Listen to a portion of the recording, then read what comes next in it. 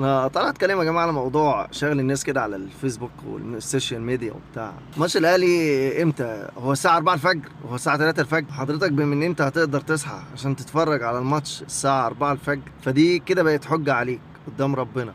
دلوقتي انت بتصحى مخصوص عشان تتفرج على الماتش، او هتفضل صاحي من بالليل لغايه الفجر عشان حضرتك تتفرج على الماتش اللي هو ممكن يخلص مش اقل من الساعه 6، وهتفضل تتفرج على الماتش ومش هتصلي الفجر. هتصليه بعد الشروق برضه، ده لو صليت يعني، لو ربنا اراد لك ان انت تصلي هتصليه بعد شروق الشمس. فكده يا صاحبي بقت حجة عليك ان انت بتقدر تصحى للفجر، تقدر تسهر للفجر، مش عشان تصلي الفجر، لا ده انت عشان تتفرج على ماتش او عشان تعمل حاجة لنفسك. حاسب نفسك قبل ان تحاسب.